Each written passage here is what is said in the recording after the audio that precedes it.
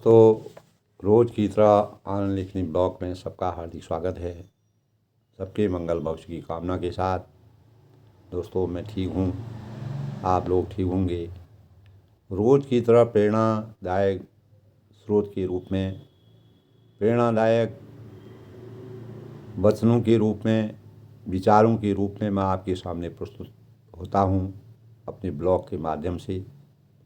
तो दोस्तों, रोज़ नई नई चीज़ें मेरे अंतःकरण में आती हैं और उन्हीं को मैं सबको रूबरू करता हूँ। आज के प्रसंग में दोस्तों, हम अगर कोई कार्य करते हैं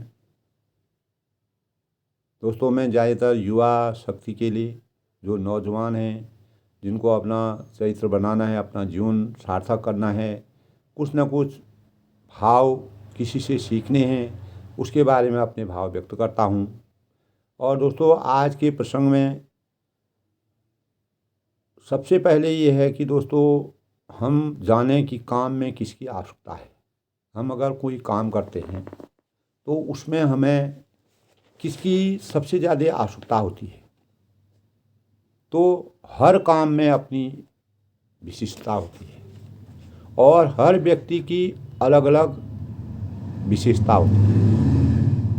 हर व्यक्ति जो है दोस्तों, अलग अलग कार्यों के लिए परमात्मा द्वारा प्रदत्त कार्य सबको बटे हुए हैं और उन कार्यों को निर्गत करने के लिए, उन कार्यों को संपन्न करने के लिए, उन कार्यों को रूपरेखा में ढालने के लिए और एक सांचे के रूप में उन कार्यों को सही रूपरेखा देने के लिए हर व्यक्ति की अपनी अपनी विशेषता होती है। तो जहाँ काम आवे सुई, कहा करे तलवार। सुई जहाँ पर काम आती है दोस्तों, वहाँ पर तलवार काम नहीं कर सकती। जहाँ पर तलवार का काम होता है वहाँ पर सुई कुछ नहीं कर सकती। इसीलिए हर एक व्यक्ति का अपना बहुमूल्य योगदान होता है किसी भी कार्य में। चाहे हम राजनीति से लें, राजनीति में अगर कोई प्रधानमंत्री बनते हैं, उनके ऊपर कितने लोगों का सानिध्य है, कितने लोगों के आशीर्वाद से, कितने लोगों के कार्यों के परिणाम स्वरूप उनका चयन होता है।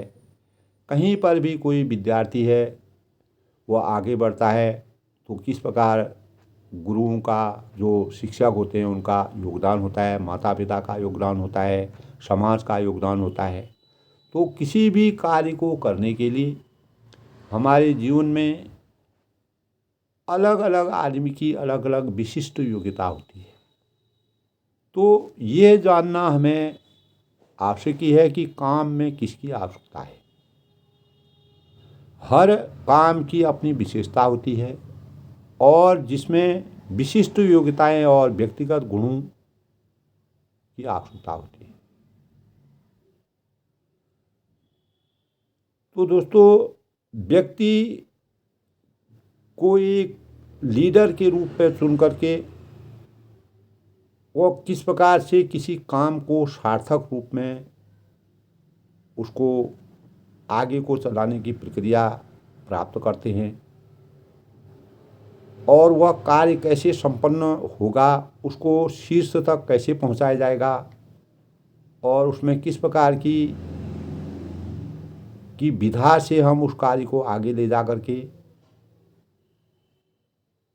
काम की यथार्थता को समझ करके उसको पूर्ण करने का लक्ष्य प्राप्त करें। तो दोस्तों, इसीलिए मैंने कहा कि यह जानें कि काम में किसकी आवश्यकता होती है। तो लोगों से मिलने जुलने वाले जो व्यक्ति होते हैं की ज़रूरत होती है। सबसे पहला चीज़ दोस्तों, हमको अगर हम कोई कार्य करते हैं, सबसे बड़ी बात होती है हमारा एक दूसरे से मिलने जुलने की ज़रूरत होनी चाहिए। अगर कोई व्यक्ति घर के अंदर बैठा रहता है, पर्दे में छुपा रहता है, तो वह व्यक्ति से हम कुछ जान नहीं पाएंगे। और आम व्यक्ति या विशेषज्ञ जो होते हैं वह कार्य की महत्ता को आगे पहुंचा सकते हैं। और जो भी हम उत्पादक, जो किसी कार्य को करने के लिए हम जो उत्पादक हमारे होते हैं, उसकी व्यवस्था किस प्रकार से, व्यवस्थापक उसका किस प्रकार का है, उत्पादन करने के लिए किस प्रकार की व्यवस्था की गई है, चाहे वह कोई भी कार्य हो। और संबंधों में कुशल होना, एक दूसरे से जो हमारे नीतिगत संबंध होते हैं उसमें एक दूसरे में कुशल होना चाहिए। और कागजी, चाहे वह लेखन संबंधी कार्य हो, ज्ञान संबंधी कार्य हो, किसी विचार संबंधी हो, तो उसमें उसको निपुणता हासिल होनी चाहिए। तभी हम काम में किसकी आवश्यकता है उसको परख सकने का हमारे अंदर ज्ञान हो। और लीडर और अनुयायी दोनों की ज़रूरत होती है। किसी कार्य को हमको गति देनी है तो हमें लीडर की भी आवश्यकता है और अनुयायी की भी आवश्यकता है। अनुभवी व्यक्ति हमारे कार्य को आगे पहुंचा सकते हैं। और जितना नौजवान होगा, जितना परिपक्व होगा, नौजवान होगा, जितना ऊर्जावान होगा, स्टेमिना जिसके अंदर होगा, उसमें काम करने का, काम को आगे बढ़ाने की, यानी हम जान सकते हैं कि काम के लिए हमें किसकी आवश्यकता होती है। और रचनात्मक चिंतक होना चाहिए। हम अगर किसी कार्य को लक्ष्य तक पहुँचते हैं कि उसकी रचनात्मक चिंतक होना चाहिए कि किस प्रकार से हम इस कार्य को पूर्ण कर सकते हैं। और अमूर्त चिंतक होना चाहिए। लगातार निगरानी रखने की आवश्यकता कार्य में होनी चाहिए। कम निगरानी रखने वाले लोगों से कार्य की गुणवत्ता में निखार नहीं आ सकता है। रोज़ मैं बोलता हूँ दोस्तों कि टीम भावना, हम कोई भी कार्य करते हैं तो कार्य में हमको किन की आवश्यकता होती है, जिसके अंदर टीम भावना के गुण हों और अकेलेपन से वह दूर रहे। अल्पकालीन समर्पण भाव और कुछ समय के लिए त्याग की भावना होना बहुत ज़रूरी है। तब हम कार्य को आगे तक पहुंचा सकते हैं। मान लो किसी को कोई वेतन मिलता है। आज के युग में, पहले लोग निस्वार्थ रूप में कार्य करते थे, भोजन प्राप्त हो जाता था, मकान प्राप्त होता, रोटी कपड़ा मकान। लेकिन आज की आवश्यकताएं बढ़ गई हैं। जैसी आवश्यकता बढ़ी तो इस प्रकार का निर्धारण किया कि एक वेतन मिलना चाहिए। बिना वेतन के आदमी अपना भरण पोषण भी नहीं कर सकता है। हर एक कार्य में वह ज़रूरी है। तो अल्पकालीन समर्पण, कुछ समय के लिए अगर हमको किसी कार्य को आगे बढ़ाना है तो उसमें कुछ भी हमको मिल जाए तो कार्य को आगे बढ़ाने के लिए कुछ समर्पण करने की आदत के भाव हमारे अंतःकरण में होने चाहिए। और दीर्घकालीन समर्पण के भाव ऐसे हों कि हम उसके लिए दीर्घकाल के लिए अपने कार्यों से प्रेरणा लेकर के आगे बढ़ा करके अपने और जहाँ हम कार्य कर रहे हैं उसका पूरा ध्यान रखते हुए कार्य को स्वरूप प्रदान करें, उसके रूप को बढ़ाएं, उसके ढांचे को आगे बढ़ाएं। जैसे जैसे उसका स्वरूप आगे होगा तो हमारा जो दैनिक जीवन है उसमें भी परिवर्तन आएगा और हमारे जीवन में एक निखार पैदा होगा, आकर्षण पैदा होगा। तो दोस्तों, हम किस तरह हमें आज के युग में किस प्रकार के व्यक्ति कार्य करने के लिए चाहिए और काम की आवश्यकता हमारी क्या है, और इसके बारे में हमको जितनी जानकारी हो उतना कम है। यानी हम अधिक से अधिक जानकारी प्राप्त करने के भाव अपने अंतःकरण में रखें और सही व्यक्ति को हम अपने कार्य में सेवा देते हैं रखने की संभावना उतनी ही ज़्यादा होगी। जितना हमको ज्ञान होगा, जितना हम उसको बारे में नीति निर्धारण करेंगे और सभी भावों को सोचते हुए कार्य की संभावना को बढ़ाने का प्रयास करेंगे तो संभावना हमारी उतनी ही बढ़ेगी और हम एक कुशल व्यक्ति को उसमें निर्धारण करेंगे, तो निश्चित ही हमारा कार्य का स्वरूप आगे बढ़ेगा।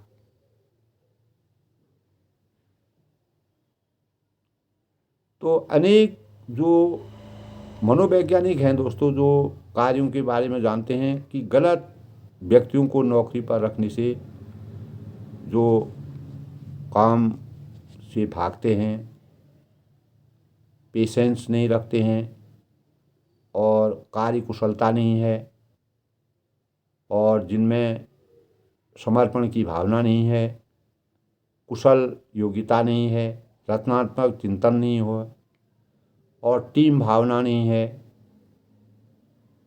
संबंधों को समान बनाना और उत्पादकता और विषय किसी भी खास चीज़ की विशेषज्ञता जिसमें नहीं है, तो उससे जो है दोस्तों क्या होता है,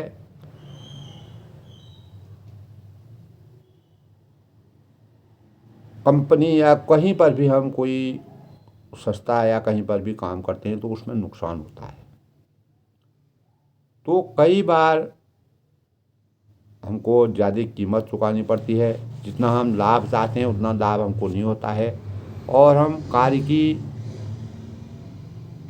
जो आवश्यकता कार्य के लिए हमको है उसका हमने सही से निरूपण नहीं किया है। तो दोस्तों तनावपूर्ण व्यक्तित्व को कार्य में नहीं रखना चाहिए। बुरे जनसंपर्क जिसका बुराइयों से हो और विश्वास की कमी हो, ऐसे लोगों को रखने से हम अपने कार्यों को सार्थकता प्रदान नहीं कर सकते।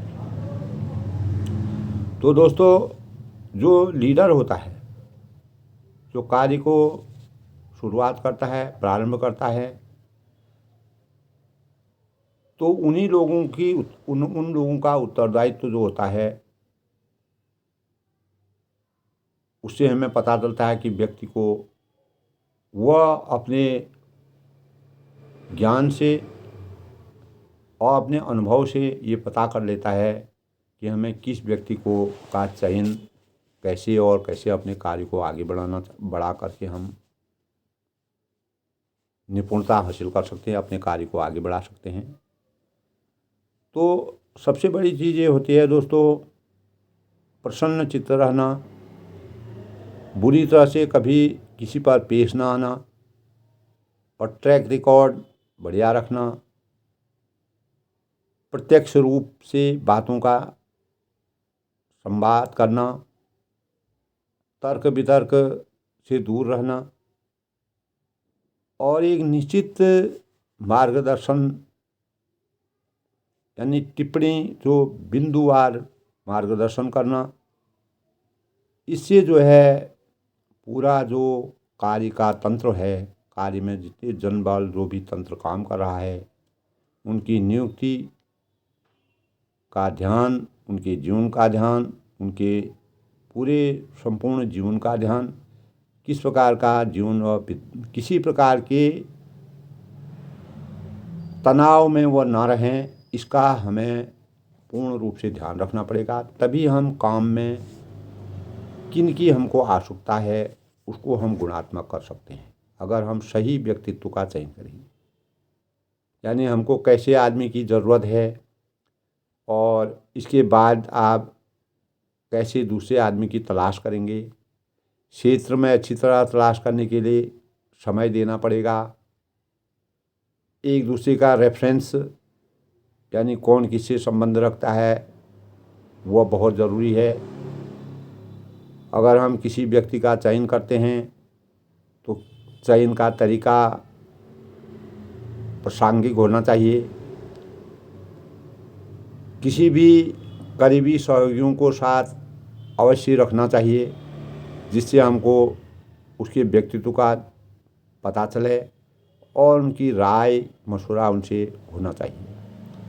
उम्मीदवारों के जीवन जो उम्मीदवार होते हैं हमको कहीं से भी पता चलता है, तो उनका भी हमको उनसे भी संवाद करना चाहिए। उम्मीदवारों का रिकॉर्ड, जो भी उसके संबंधित लोग हैं उनका रिकॉर्ड अगर हमको मालूम होगा तो हम कार्य में हमको कैसे व्यक्ति की आवश्यकता है उसको सही चयन कर पाएंगे। और आवश्यकता पड़े, संभव अगर हो तो दोस्तों, अस्थायी नियुक्ति, ताकि वह पता अस्थायी नियुक्ति का निर्धारण हो, ताकि हमको ये पता चले कि संभावित स्टाफ उस पद का काम करने योग्य है या नहीं है। इसलिए कुछ समय के लिए अस्थायी रूप से रखना ज़रूरी है। उसके लिए हमको नीति निर्धारण करने पड़ते हैं, निर्देश बनाने पड़ते हैं, कंडीशंस बनाने पड़ती हैं। तो कंडीशनों का सही ढंग से निरूपण करना चाहिए। कठोर और सरल दोनों के बीच के प्रश्न पूछ करके उनका चयन करके, और अगर कहीं आपने नौकरी छोड़ी है तो उसका कारण क्या है, और आप क्या योगदान, जहाँ पर हम अभी काम में जिसको भी लगा रहे हैं आप, तो क्या योगदान वह ले सकते हैं, और किसी भी परिस्थिति में आप क्या कीमत, क्या योगदान उस कार्य में अपना कर सकते हैं। इन भावों को उनसे पूछते हैं दोस्तों। जैसे अनेक प्रकार के इस प्रकार के इंटरव्यू होते हैं तो उसमें मैं देखता हूँ, तो उसी के अनुसार मैं अपने भावों को व्यक्त करता हूँ। अपनी भावनाओं पर हमको विश्वास करना चाहिए, और भावनाओं पर अगर हमको विश्वास होगा तो हम सही लोगों का चयन करेंगे। और इसके अलावा दोस्तों, हम कागज़ पर लिख सकते हैं, और अगर तब हमारे अंदर बुरा और अच्छाई के, जब इन सभी चीज़ों का हम ध्यान रखते हैं तो हम उसका चयन कर सकते हैं। सच तो दोस्तों, व्यक्तिगत रूप से हमें किसी व्यक्ति को तभी उस कार्य के लिए चयन करना चाहिए जब हमें अंदर से और बाहर से दोनों तरह से अच्छा महसूस हो, हमारी फीलिंग अच्छी हो। तो ये दोस्तों, किसी कार्य को, काम में किसकी आवश्यकता हमको है, उसका ध्यान रख करके हम अपने कार्य को, किसी भी संस्था को, आजकल जिस प्रकार से स्टार्टअप का टाइम चल रहा है, स्टार्टअप के समय में हमको कैसे लोगों का चयन करके, और दोस्तों कुछ मनोवैज्ञानिक तथ्य होते हैं, कुछ लोगों का पता नहीं चलता है कि ये किस प्रकार के एक्टिव, कुछ लोग साधारण जैसे प्रखर व्यक्तित्व के भी होते हैं, लेकिन वो अपनी प्रखरता को उस पर हासिल नहीं कर पाते हैं। तो उसका चयन करना साइकोलॉजिकल चीज़ों से हम उसका पूरे उसके खुलेपन से अगर हम उससे बात करेंगे तो उसकी भावात्मक चीज़ें जो है बाहर आएंगी, और हमको उसके अंदर की जो बातें हैं वो पता होंगी, और बाहर और अंदर की बातें अगर हमको पता होंगी तो हम उसका सही ढंग से चयन कर सकते हैं, और काम में किसकी आवश्यकता है उस कार्य को हम गतिमान बना सकते हैं, कार्य को आगे ले सकते हैं। तो दोस्तों, जिस प्रकार से हम अनेक प्रकार के साक्षात्कार होते हैं, साक्षात्कार में किस प्रकार के प्रश्नों का निरूपण किया जाता है, कैसे व्यक्तित्व का निरूपण किया जाता है, और कुछ लोग ऐसे होते हैं दोस्तों कि कहीं पर विषम परिस्थिति आ जाती है, उससे अपना कहीं पर भी अब कोई कार्य कर रहे हैं, कार्य करते करते वो छोड़ देते हैं और अपनी परिस्थितियाँ नहीं बता पाते हैं। तो इसको अंदर से उनके खुलेपन से उनको खोलना बहुत ज़रूरी है। किसी को एकदम नकारा करना ये भी प्रासंगिक नहीं है, और अच्छे जो लोग होते हैं, एक कारण से किसी व्यक्ति का चयन न करना ये संगतमय नहीं है। और इसीलिए हम यह जानें कि काम में किसकी आवश्यकता है। इसको जानने के लिए मैंने जितने भी प्रकार की बातें बताई, लोगों को मिलने जुलने की आदत हमारी होनी चाहिए, आम व्यक्ति की विशेषज्ञता क्या है, उत्पादन की व्यवस्था क्या है, संबंधों में कुशल किस प्रकार से होना चाहिए, लीडरशिप हमारी सबसे बड़ी योग्यता है, अनुभवी व्यक्ति और नौजवान जो स्किल हो जिसके पास, और नौजवान में ऊर्जावान हो, स्टेमिना वाला हो, वर्तमान चिंतन चाहिए, लगातार निगरानी और निगरानी रखने की आवश्यकता है, और टीम भावना, और कभी भी अकेला रहने की भावना नहीं होनी चाहिए, और अल्पकालीन समर्पण के भाव उसमें होने चाहिए। तो हम तभी जान सकते हैं कि दोस्तों काम में किसकी आवश्यकता है।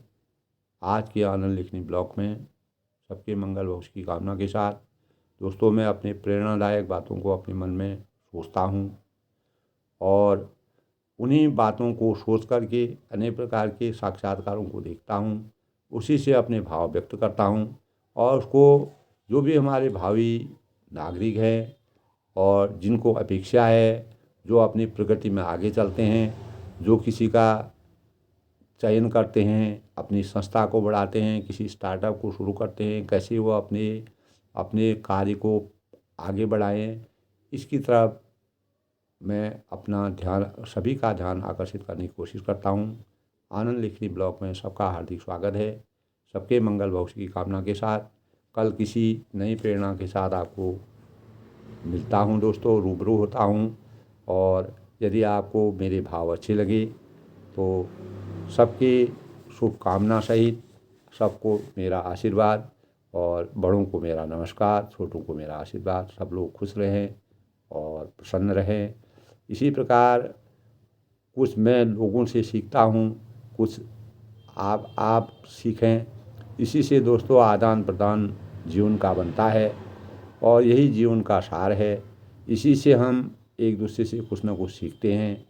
यही सीखने की भावना हर व्यक्ति में, और दोस्तों सीखना और पढ़ना लिखना ये जीवन का अंत तक चलता रहता है। जिस प्रकार के भाव आते हैं उनका एक दूसरे से विचार विमर्श करना, एक दूसरे तक पहुंचाना, वह हमारे जीवन का सबसे बड़ा लक्ष्य होना चाहिए।